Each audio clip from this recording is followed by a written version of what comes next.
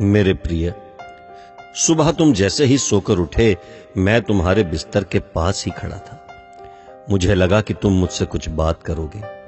तुम कल या पिछले हफ्ते हुई किसी बात या घटना के लिए मुझे धन्यवाद कहोगे, लेकिन तुम फटाफट चाय पीकर तैयार होने चले गए और मेरी तरफ देखा भी नहीं। फिर मैंने सोचा कि तुम नहा के मुझे याद करोगे, पर तुम इस उधेड़बुन में लग गए कि आज तुम्हें कौन से कपड़े पहनने हैं। फिर जब तुमने ऑफिस जाने के लिए ट्रेन पकड़ी तो मैं समझा कि इस खाली समय का उपयोग तुम मुझसे बातचीत करने में करोगे, पर तुमने थोड़ी देर पेपर पढ़ा और फिर खेलने लग गए अपने मोबाइल से, और मैं खड़ा का खड़ा ही रह गया। मैं तुम्हें बताना चाहता था कि दिन का कुछ हिस्सा मेरे साथ बिताकर तो देखो, तुम्हारे काम और भी अच्छी तरह से होने लगेंगे, लेकिन तुमने मुझसे बात ही नहीं की। एक मौका ऐसा भी आया कि जब तुम बिल्कुल खाली थे और कुर्सी पर पूरे 15 मिनट यूं ही बैठे रहे, लेकिन तब भी तुम्हें मेरा ख्याल नहीं आया।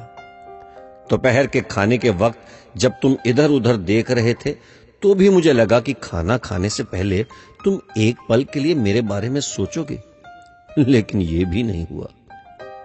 दिन का भी काफी समय बचा था।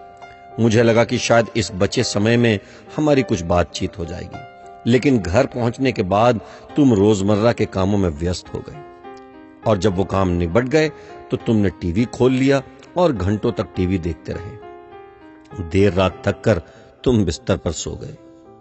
मेरा बड़ा मन था कि मैं भी तुम्हारी दिनचर्या का हिस्सा बनूं, कुछ वक्त तुम्हारे साथ बिताऊं, तुम्हारी कुछ सुनूं, तुम्हें कुछ सुनाऊं, कुछ मार्गदर्शन करूं तुम्हारा, ताकि तुम्हें समझ आए कि तुम किस लिए इस धरती पर आए हो और किन कामों में उलझ गए हो। लेकिन तुम्हें समय ही नहीं मिला और मैं मन मार कर ही रह गया। मैं तुमसे बहुत प्यार करता हूं। हर रोज इस बात का इंतजार करता हूं कि तुम मेरा ध्यान करोगे और अपनी छोटी छोटी खुशियों के लिए मेरा शुक्रिया करोगे। पर तुम तभी आते हो जब तुम्हें कुछ चाहिए होता है। तुम जल्दी में आते हो और अपनी मांगे मेरे आगे रखकर चले जाते हो। और मजे की बात तो यह है कि इस प्रक्रिया में तुम मेरी तरफ देखते भी नहीं। खैर, कोई बात नहीं, हो सकता है कल तुम्हें मेरी याद आ जाए।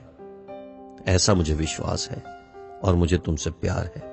आखिरकार मेरा दूसरा नाम प्यार ही तो है। तुम्हारा यीशु मसीह।